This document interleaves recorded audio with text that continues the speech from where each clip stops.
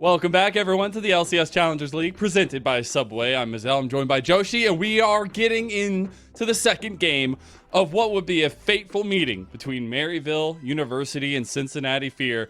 It is a best of three to decide your fate here in spring, and Maryville have already struck the first blow. We'll see what Game 2 has in store here. Fear on the blue side, Maryville on the red. And normally, again, we would always talk at this point about all the different champs that you're not allowed to play because it is still Fearless. If this is a surprise to you, I would definitely recommend watching the rest of the season because it has not been a surprise to everybody else. It has been a spot where Maryville cannot play the same champions that they did last game, but neither can Cincinnati Fear. And with the Karma ban already coming through, I have to imagine Maryville very likely to follow it up with an Orianna ban as well and really put a pinch on what it is that Toasty can play. Again, the Callista Varus, the likely bans for Fear. Just putting that hurt onto Scary Jerry's champ pool there, but we saw last game, didn't really matter that much. The Senna, an easy pick, now maybe trying to warm up into the series. Maybe we get some more aggressive bot laners. I do like the Gragas priority ban over towards Philip, though. I do think he has a pretty nasty Gragas. We'll see what the final pick is here in terms of the bans. It is the Ashe, so it is joining the ban table here. This definitely looks as though Maryville is daring Toasty to play the Orianna, right? We saw that the Xin Zhao was their first pick in game one. It didn't work out quite as well, but now we'll see what Spyrex. He has to have a counter pick prepared for this because you should expect that this is exactly what Cincinnati Fear will do. Could be like the Yone or something he always goes back to.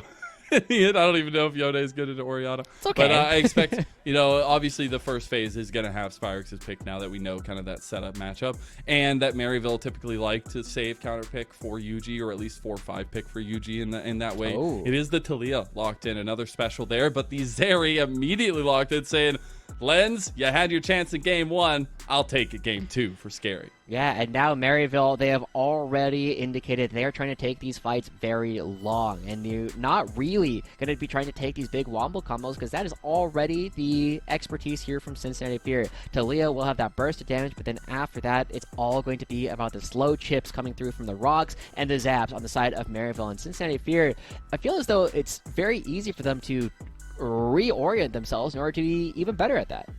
Yeah, I like the Zeri steal away as well. You could still have so many other options to kind of combat Zeri as a whole, but you're also stealing away that tried and true combo of the Lulu Zeri. We see now, I'm guessing, what Lens is going to be grabbing here to try to grab something that can either out-sustain the Zeri, which, hey, the Jinx has been an answer recently. Yeah, and with the Arcane Season 2 bottom lane coming through with this Jinx, it does mean that Maryville, I feel as though this is already a winning draft coming through from Cincinnati Fear, and I'm kind of curious how Maryville plans to rectify that. You do have some pick potential coming out from the Maryville mid lane, but we also don't know that this Talia is going to go to Spyrex. It can still go over to Yuji as one of the best pilots of the champion. We get the Blitzcrank talking that pick potential there. You'll literally have a pick machine here. And we've seen it rising so heavily in the playoffs just because it's a one-off that can literally make game-changing moves in just an instant. So I like this pickup, and I like the aggression that can be possible with Scary Jerry and Zyko going away from kind of maybe the scaling late-game picks. See, that's interesting, because whenever I see Blitzcrank come out one of these spots, it feels to me like, guys, we maybe messed up our draft. We got to get a Blitzcrank in order to fix it, And it's one of those things where, like, it's the slap chop. Or, yeah, no, exactly. Chop, It's like just the like flex seal. Yeah, exactly. You throw that on there. It's like, guys, we can't fight these guys, so we just won't. Boom. We'll just pick off one of their players, and that's what it looks like right now to me from Maryville. They have some good pick tools, but they're really going to rely on winning their lanes and having a lot of priority in these different positions on the map. And so we're going to have to see how Maryville closes out the rest of the draft, because in order to play Blitzcrank effectively, you need to have vision control. And currently, you're definitely looking at a spot where Cincinnati Fear can deathball against you extremely effectively. And very heavy top lane focuses in the second phase of bans too. The Cassante and the Renekton ban towards Philip, so just trying to take away the options outside of Aatrox, and as well as the Jace ban at least towards Niles himself. He hovered it last time around as well. Yeah. I also want to kind of point out that one of the things that's been very cool about Maryville is they have a set of champions that their mid lane, jungler, and top laner kind of always play. And that's one of the things that has set them apart, right? Not a lot of other teams are really pushing the Viego like Maryville has been. It has been something that Yuji has played quite a bit, and this time he's going back to the Vi. So you have a very good combination between Yuji and Sparx to set things up. You have a lot of go buttons coming through from Maryville, and oh, that is a gauntlet thrown if I've ever seen one, Mazel. We saw the gauntlet thrown earlier by Surdy in the earlier series itself, but I love this draft so far because it's literally stealing things away from what the other person wants, right? You take the Lulu away from the Zeri. You add the Vi, who's perfect, into a Zeri. You take that away, and it's perfect for you too because you have the seismic shove. A lot of things being kind of given and taken here. We did get that Sejuani to join the final pick of Fear. Yeah, and it makes a lot of sense coming through, right? You now have the Jinx, you have some tools to get things started, you have the combos of the Wombos for Cincinnati Fear to get set up, and now Maryville, they need to make sure that they have the tools to not only survive the laning phase, but to thrive in it, because, as we already talked about, you are going to be looking to have opportunities to set things up with the Blitzcrank and the Taliyah. You have shifted your composition from being one that wants to take these really long fights into fights that are won before they even start by going for these picks, and Maryville has the tools to do so, but I feel as though Cincinnati Fear have been much easier to execute composition. Yeah, that's what I was going to talk about. That's why I'm smiling, because that ease of execution is so important, right? Yes, we played a best of 5 earlier. This is still a best of 3. Fear are on the line of not continuing in the spring split, and that's of importance because this roster has shown so much growth over this time, and I think trying to find those bars of execution is curious. Yeah. Now, one of the things that I do look at with the Cincinnati Fear composition, kind of go off of that, is yes, it's easy to set up. You know you have these front-to-back styles of games they're going to be going for, but it is slow to rotate. It's like, oh, yeah, my Sejuani is on the wrong side of the fight. Oh no, my AD carry. Whereas Maryville is very easy to move around these fights, and they've shown that they are very good at going for all these different flanks. So that is one of the things that Cincinnati Fear is going to have to be very careful of, is how Philip and Chad in particular are going to be marking their counterparts on Maryville.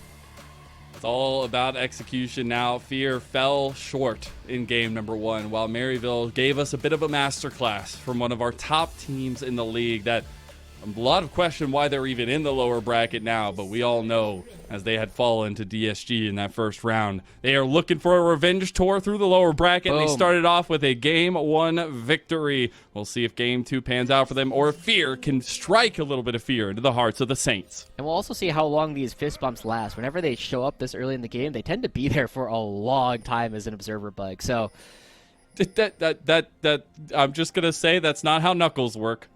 That's how my knuckles work. Saying. What are you trying to say? I'm just saying when you put 4 knuckles together, it doesn't make like a pie. Oh, wait. So you could just constantly get 4-man fist bumps because they're just there. Oh my God, Philip has the tech. Philip, do it again. I definitely did not see what you're talking about. Apparently, we have gotten word that all the other fists came in and did a fist bump. Oh, that's cool. That's OP. Still, Maryville, as they come through, they are going to be losing a bit of ground early on in the game. This ward that has been put down has been one of Chad's favorite things to prey on, and when you have this very strong early game with an Olaf on your team, it does mean they can start things off, and now Chad, holy moly. And he's got Philip here. This is something we've seen rampant across pro leagues as top laners playing with jungles early, and it leads to a flash burn from Yuji. And his camp gone. And this is a great plan coming out from Cincinnati Fear, right? We know that Chad very heavily analyzes his opponent's paths that he likes to go for, and this is one of those opportunities for Cincinnati Fear to take away a lot of Yuji's early paths, and that was a major problem coming through for Cincinnati Fear in Game 1, is how many camps Chad was going to lose out on. You already see Toasty has put down a ward to try and protect his own side's Raptors and Red Buff, and his bottom lane, Lens and Daption, are pushing forward. This is a holistic play across the map from Cincinnati Fear to make sure that Yuji is going to struggle to get back in. And if you can find any way to slow down Maryville, it's by slowing down Yuji. He has been a force to be reckoned with, but we also have seen when he can't get off the ground, when he can't facilitate for the rest of the team, it becomes a lot more difficult for Maryville to have a say in a lot of the objectives and things like that, and that's what at least Fear trying to tackle from that game number 1 to game number 2, which I love that adaptation. I love that they're trying to utilize some of that information gained from game number 1. They also have a giant crashing wave on bot side. Yeah, and Yuji without his flash, I mean, I remember a long time ago there was talks about how Vi and Gragas would get access to their ultimate at level 1 because you had access to Flash Q, and now Yuji, he's trying to make something happen as the shark comes around. Bum, bum, bum, bum, bum, bum, bum, bum, bum. He gets him! They might actually be able to do this flash coming out, but the polymorph isn't going to be enough time. They can't get Lids, but they might get Daption. He's going to flash back, and now Chad here for a response. That's huge. They might actually take down Yuji, too. He has the Vault Breaker out of there. The Zap not going to hit. The flash will do it, though, and Lens comes up with first blood. A beautiful response coming out from Cincinnati Fear. As soon as they saw Yuji, they had a great response, and Maryville, they tried to force that play coming through, but they end up losing a lot of experience chasing past their own minion wave, and now they're at risk of being dove. They actually have a really good dive angle here, and you needed a lead on this Jinx. You're getting it now. They're going to TP in. That's actually Niles coming in, and Lynn's already gone. Scary Jerry, oh no! Oh, he gets the grab, and the Reaper has come for Fear, and it ain't on your team. Oh no, this is the disaster coming through. This is the kind of thing that we would always see from Quacker. He would teleport down, he would come for all these plays, but look at where Niles was. He was waiting for this dive to happen, and they started tanking in the wrong order. It was Daption first, and then Lens, and Scary Jerry escapes on just a tiny bit of health, and to add insult to injury, the hook from Zyko finds another one. This is a massive coup coming through from Maryville in what looks like a terrible start for them. That's really rough. Also, Daption making a move in mid lane, trying to save Toasty, but look who's coming around the edge. It's that shark we were talking about earlier. You gotta stay out of the water, man. As it comes through, bites a chunk out of Daption. Oh, and now Zyko's looking for the rocket grab. He can't find it.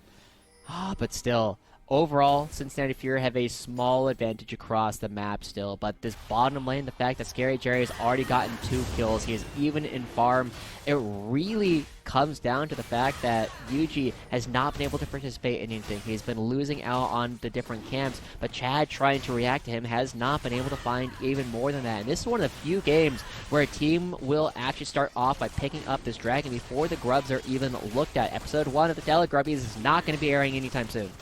It's delayed till after lunch, apparently, and lunch is the dragon. I'm wondering now how that at least shifts priority for Fear across the map, because I feel like this is a team that wanted to utilize some of that bot lane strength that they had gotten off that first kill, and now you don't have that anymore. But the Jinx still has to be a pole position for you for Fear if you want to find success. Yeah, it does become a game that is still very focused on Lens here for Cincinnati Fear, but you are looking at a position where his opponent is still going to be stronger. Even in last game where the Senna was not necessarily the star of the show, Scary Jerry was still able to participate in all the different fights, whereas Lens was the only star of the show really for Cincinnati Fear. And now once again, as AD carry, you're not able to set up a lot of plays for yourself. You have to rely on misplays from the other team or setups from the rest of your teammates. Now we see Chad moving over to those Telegrubbies. We'll see that episode aired no matter what. But he will be spotted out with the ward there. Yuji is on this neighborhood, at least, of the jungle. And you actually have a potential for move with Weaver's Wall from Spyrax. There is an opportunity here. Niles doesn't have great priority to play with. It does look as though we will be getting all 3 of them going over to Chad at this point. As Yuji, is going to be committing to the Krugs. It is entirely on full vision. He knows he's not going to lose anything here, but he needs to find the time in order to get things for himself. At the same time, Maryville are still looking for an opportunity to set up plays of their own, and Zyko's making a repeat visit to the mid lane. Ooh, he goes across the wall first to try to get the angle onto Toasty. Now it's just trying to get a fish in a barrel, but he can't hit it anyways. Zyko can't get the rocket grab, but it does show his face. Yeah. Imagine if the rocket grab was still up. But still, that's one of those things we know from watching Blitzcrank players and from talking to them. You are either on or you are off, and so much of that comes down to the confidence on whether or not you're going to be hitting those hooks. And this time, Chad is in more danger than he realizes. Nice Arctic Assault there. Very good timing. Yeah. He had to have known something was up. He's like, where's Spyrex? If he's not here, he's probably trying to mess with me somewhere else. But Maryville, still, the gold lead has neutralized across the map as their waves and their lanes are recouping a lot of their losses. But now Chad, hitting level 6, comes top lane. Niles gonna know that something's up. Huh. Philip's gonna pop the ghost just to get Niles out of the Get lane out of here. Gets his world ender in the end, so at least he'll get that. The Ragnarok was not popped, but the ghost is. Chad showing his face up here, but that's what I want to highlight on. Chad, again, I said it earlier, has been on a bit of a renaissance for him. I think he's really grown as a player outside of the game, not only in the game. I know everybody used to think of him as this toxic individual, and I think, you know, some of that competitiveness definitely shines through sometimes, but he has taken the mantra of like a leader on this team, and I think that's such an interesting development for this guy. Yeah. Jerry does need to be careful. All right, he's all right. Yeah, I mean, we've always known Chad as a major talker, right? He's always the kind of player who has very loud opinions. That's why he tends to show up in a lot of interviews and content that we were doing before, because we knew we were going to get something good out of Chad. He knows how to play to the cameras. And this is definitely a spot right now where he's done a really good job at living up to, you know, that trash talk that he's going for in the past, as he's taken down Yuji a peg right now and is still trying to prevent any plays from Maryville's side of the map at the same time. It's a game of chicken right now. Will they be able to find anybody? Looks like they're going on Toasty. Cease and desist, lays up the combo with the head, and now you get the kill. That's an easy rocket grab back from Chad on as well. He will be taken pretty low, but it was just the kill picked up by Maryville. Yeah, and it's a really big timing issue coming through from Chad. He thought the play was over from the side of Maryville, but he was oh so wrong. And one of the... Ooh, misses the Glacial Prison, and Spyrax is out of there. Wow, the ultimate from Lens also committed for that play. Not able to lock down Spyrex at all. I really like the attempt. But I was just going to say, one of the things that you oftentimes talk about with different junglers is when you're playing against the best junglers, it should feel like you're playing against a wall. They're able to make plays, and every time you go for something, they are there to try and stop you. That is a perfect example of how Yuji finds a small gap in the wall from Chad and opens up the gates for the rest of his team. Now we have a dragon spawning about 30 seconds as well. Not nearly the advantage that Maryville had in that first game. Not nearly the masterclass surgery that first game was for Maryville. Toasty and the rest of Fear are feeling a lot more confident here, but I don't know if they have position around the map to kind of contest for this one. You do have the second episode of the Telegrubbies coming up here soon, too. True. And they did get the first 3, so they are still in a position where they can play for the Twitch chat supporters to come through, but Maryville are already taking a lot of control of vision around, and they should be in a perfect position to set up for this. But Chad, in the bottom side of the map, going to be contesting Yuji at the very least and preventing him from making a play bottom side. Yeah, it seems like Fear are definitely committing to this side of the map, which is rightfully so, right? You have a Jinx and a Lulu. Important to keep them stable, keep them ahead, because Scary Jerry on the other side already has 2-0 on the Zeri, and we saw what Lens could do last game with a strong Zeri in a losing position. And yeah, Maryville are going to be starting this one off with no real contest coming out from Cincinnati Fear. They don't have the priority to play with, and Maryville are going to be able to get this and get back to the bottom wave at the same time. Now, Maryville have shown themselves already that they are very willing to make a lot of different plays, and Spyrex, moving with his jungler, not going to be able to find Chad. That's a lot of fingers and a lot of fist bumps just across the map so far.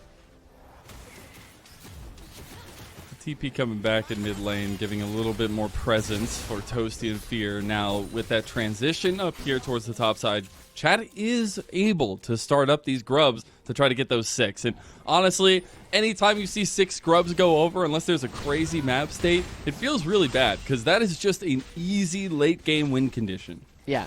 Or I guess tie on. Yeah, I mean, it just makes it faster to do anything that you're trying to do, especially when it comes to any kind of structure on the map. But there's no response coming out from Maryville, and we're also seeing Toasty move towards the top side of the map to potentially try and find a play there, because Niles and Philip are all winning.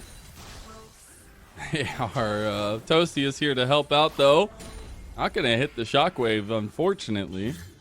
Niles actually taking a lot of pressure from Fear up there. Yeah, while they were just free hitting the bot side.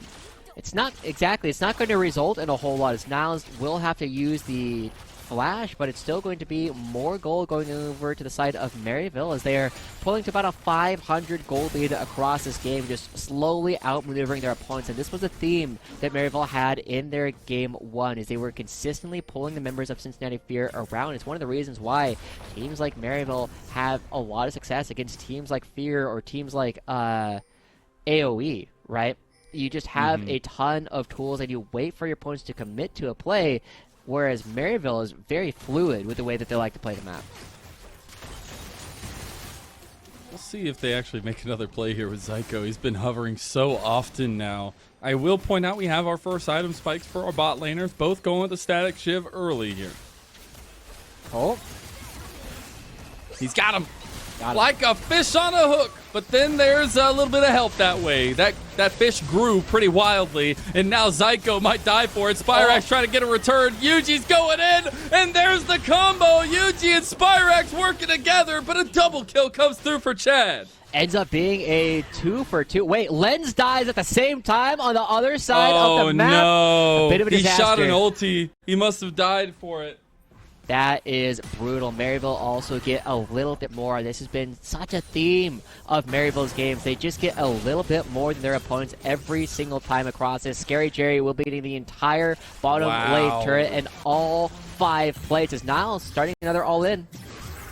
Almost goes for the solo bolo, but I got to put some harp and some praise on this guy, Scary Jerry, down here. We'll take a look at this replay, and then I'll go on my soapbox. Oh, for sure. I mean, this play is fairly straightforward, but this time the wall is here. Chad and Daption make sure that there is opportunities to play for. But we got to take a look at this bottom lane play as Lenzi throws out the ultimate, but he's looking mid lane too long. Wow. Scary Jerry just comes around the side. A great flash to catch on to his opponent. Yeah, just ends up taking too much damage because he doesn't respect the fact that Scary Jerry is right around the wall. And this kid's just got such a good mind. He's got such a competitor's mindset in Scary Jerry, as we see Lens just getting caught out in mid lane here by the man himself. Now, Scary Jerry looking to line up a couple more kills. It's going to be Zyko claiming that one. But 2 years ago when I saw this guy, Scary Jerry, at the 66 LAN, I spoke to him and his team, and I said, you've got the stuff, man. Just keep going. And then the next year, we see him on Converse University in CLOL, making a huge splash. Maryville instantly picked that kind of talent up, and we've seen nothing but rocketing growth from this guy this year.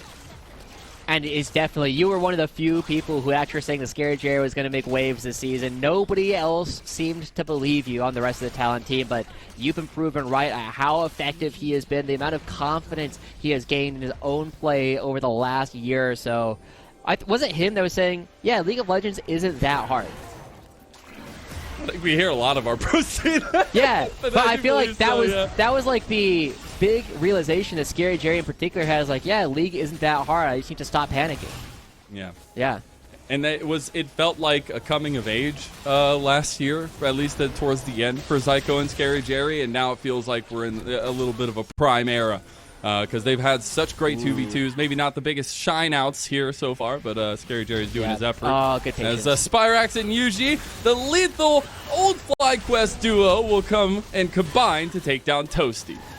I got to give a shout out there to Yuji. One of my favorite things to watch is players who will hold their abilities until the right time. By holding his ultimate until Spyrax was in range, he guarantees Spyrax's crowd control as well. And that is a sign of a player who is worth getting a most valuable prospect.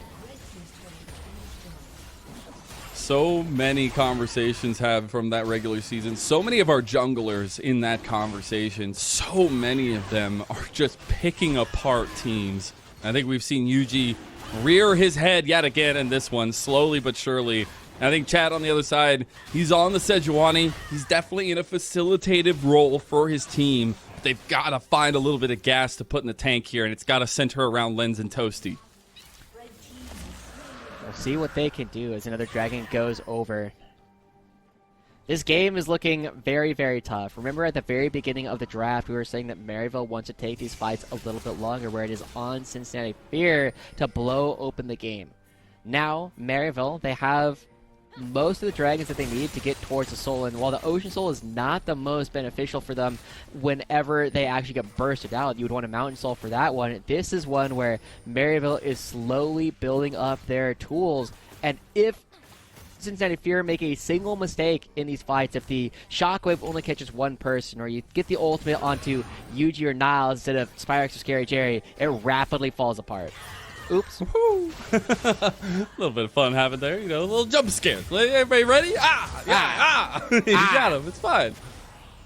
Yeah, one of the things that I was also hearing about our first series of the day, right? You got to start looking for the fishing with the ECAs, as they started calling them, Enchanted Crystal Arrows. But this time,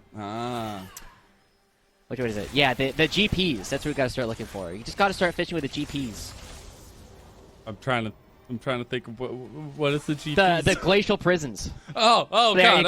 Okay. Yep. See, I know it when it's all spelled out for me, but not when it's shortened down. He does have the Rift Herald as well, so one of these guys on Fear needs to go driving and maybe try to take down an outer. They do still have the mid and the bot side, so some standing gold still available. And one thing we have to say about Fear, they did not give up one step of the way in that last game, even if they were so far behind, and that's why that gold graph got so wonky. Yeah. Cincinnati Fear, that is one of the things that we know that they do. Chad, we know, regardless of how poorly the game is going to be very vocal. And we will see how well that they can play around the Ocean Soul, which is spawning here in about 3 minutes. The big question will be how many items is Lens on, because he is about 2,000 gold behind Scary Jerry on the other side of the map. Will Lens have his second or third item potentially completed? I believe he should be on 2 by the time that we get there, where Jinx does have their first wake up, but it's still a very tough position when your first wake up is going to be happening as Scary Jerry finishes his third item. And that's such a big power spike as well. And you're already on 2.5, where Lens hasn't even completed the second yet. Got to be close, trying to scoop up the Wolves here to get a little bit more. But those item spikes for Maryville are going to be coming to full power on top of the Soul being available in about 2.5, a little bit less minutes. So Fear need to try to get as much gold as possible before they need to reset for this objective. Now looking for Chad, or Niles. They get him. This is a turret as well. Something smelled fishy coming through from that one. Niles is able to get away, but the rest of his team on the far side of the map, I mean, with the jungler here, no, they don't want to play for the Baron. That would have been wild, though. Okay, observers, I thought you were going to show us a teleport. There's no ward there.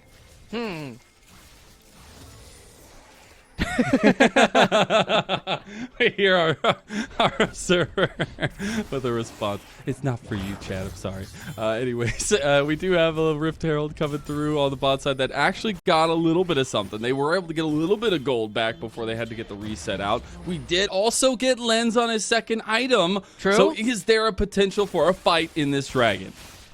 I mean, there's a potential. Cincinnati Fear has to kind of go for it, but the problem is Toasty is not close, and Niles looking for him. Oh, trying to dodge out. Nice. The shockwave gonna go through, but it don't matter. Flash come through. Niles wants it though. You got TP coming in from Fear. They are saving Agent Toasty right now, and the Mega Death Rocket helps cut the odds. Toasty gets the kill, and now Philip, he's chasing down Yuji, his old friend, and he's about to get revenge. A kill going over to Toasty is a shutdown, and a ton of gold going back over to Cincinnati Fear. Some much needed income coming through, and they're pinging towards the Baron buff at the same time, but Maryville will have everybody who is on this side ready to potentially play against it, and even if they get this, they still need to worry about the dragon. Actually just burning the Baron right now, as well as Scary Jerry and Zyko are here. If Zyko can get a big grab, he can maybe make a difference here, but Spyrex is around the corner too. Baron already gone. Maryville don't want to contest. That's a rally cry Baron buff to Cincy Fear. That's a lot of money coming through, and they're going to be trying to stop some backs here at the same time. Spyrex trying to harass Lens. Oh, he gets hit back, the little flick of the wrist there, but Lens has rockets. And have you watched Season 1 of Arcane? That's Jinx. As you got to be a little bit careful because Niles is now chasing you down. Fear, you find yourself on the wrong side of town. He ends up trying to get Spyrex at the end, but Fear just running away for their lives. They're going to try to sacrifice Lens to the turret here if he can. I think Niles shuts that one down. But the dragon happening at the same time. Who cares about Daption? We got to get to this dragon. Daption will surely die, but this could be the Ocean Soul for Maryville.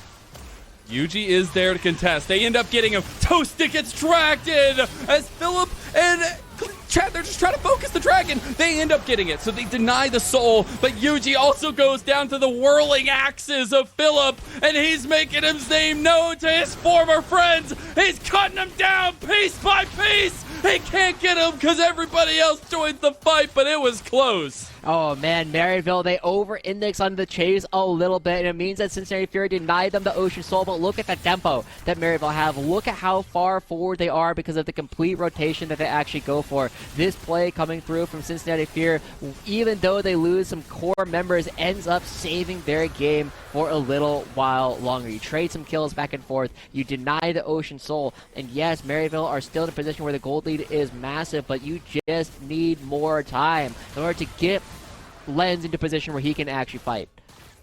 It was so close, but it was really Fear just trying to delay any of those advantages from Maryville. They sacrificed so much to stop that soul, and honestly, it might be worth it, right? That Ocean Soul to Maryville's comp with the little bit of a lead they had felt like a springboard for them, but they do get denied there, and they'll have to look for something elsewhere on the map. It looks like they're going to be moving towards the top side. There's not really great places for Maryville to play around here unless you're just looking to pick people out of their own jungle, but the ward goes down as Chad swings around the same time, and that does mean that Maryville, this is one of the things that has been nice about their play. Again, because they like to spend so much time in their opponent's jungle, it does mean that they have a lot of freedom to go between different lanes as they please, and they're choking the vision out of Cincinnati Fear's top half.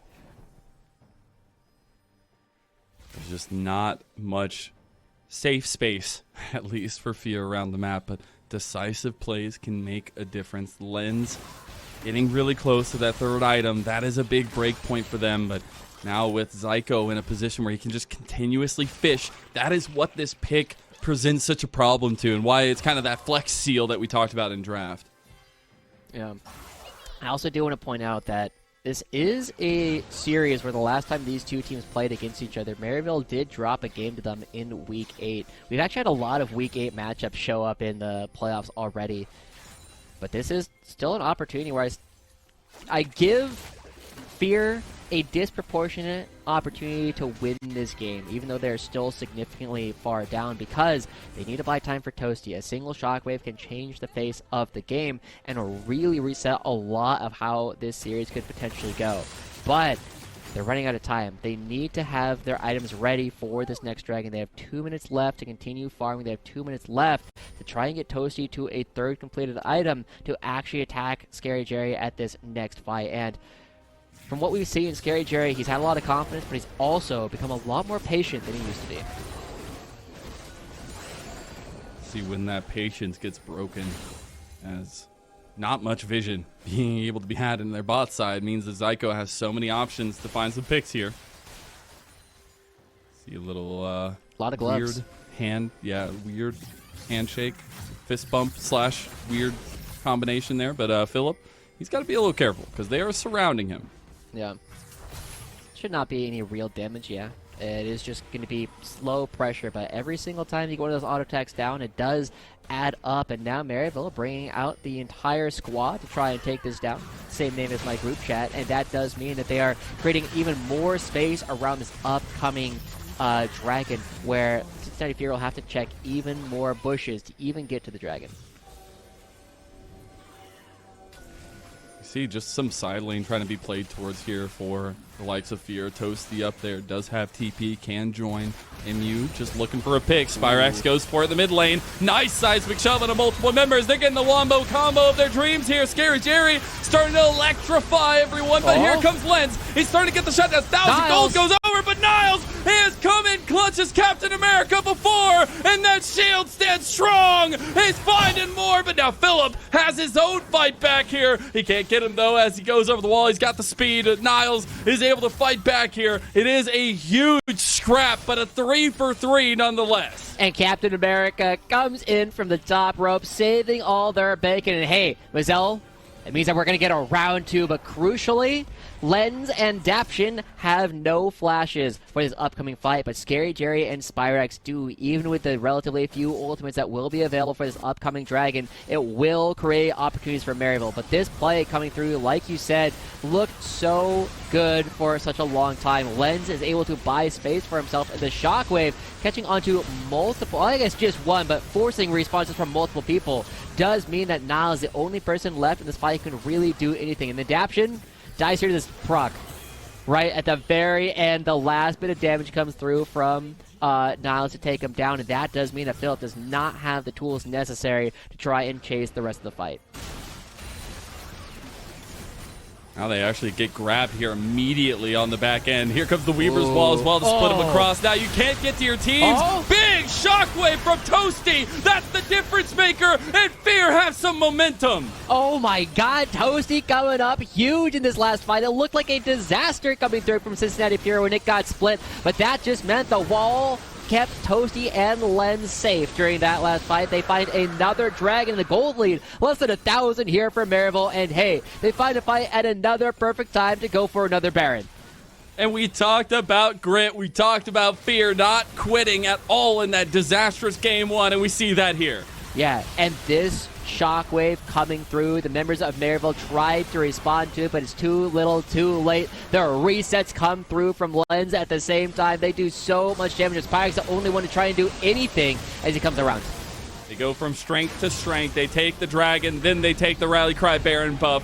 And just like that, the lead is gone. Maryville stunned while Fear take pole position. Cincinnati Fear really looking for an opportunity to try and go up against Disguise as the next potential opponent. This is a huge opportunity for Cincinnati Fear because this is the second time that they are pushing Maryville to their limits, and this was something that we weren't necessarily expecting. Even with their recent performance from Cincinnati Fear, Maryville were a heavy favorite. We thought we could discount a lot of the mistakes we saw from Maryville in Week 8, but Cincinnati Fear says, no, we are not done. And Weaver's Wall again, just every time. I think Fear realized that they might be on the back end of a wombo combo now. Big shockwave back from Toasty, though, but Scary Jerry is free hitting. He is now untouched, though, but he wants to step forward.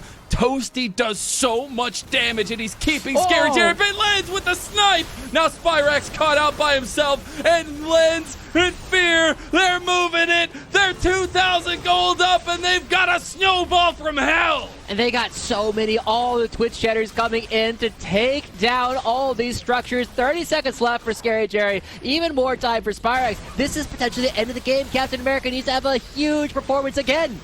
What did I tell you? Late game win condition. Apparently Twitch chatters do the real thing. Lens is going to get excited after this one. And Fear have put the fear in Maryville University. We're going the distance, baby. Honestly, I can't believe that Cincinnati Fear were able to really humble Maryville in a second game in the row. The second time they were able to take a Maryville lead and bring it down to nothing and end up with a win. Toasty with the shockwaves in this last game coming up massive, and this young rookie really showcasing a lot of promise for what he can do even further in the series. He ain't just a flanker. He'll shockwave you to death 10 times out of 10. That was incredible stuff from Fear, and the grit is really showing itself here. We go all the way to a game 3 after a short break. Introducing the new footlong sidekicks at Subway. Try the warm and delicious footlong cookie, footlong pretzel, or footlong churro. We're the LCS Challengers League. We're the future of the LCS. We're Challengers League. We change our name and format every 2 years. Wonder what the next one's gonna be. We're Challengers League. Of course we play Best of Breed and Fearless Draft. We're Challengers League. Of course we have pauses too, but ours are fire alarms. We're Challengers League. Who actually wins here?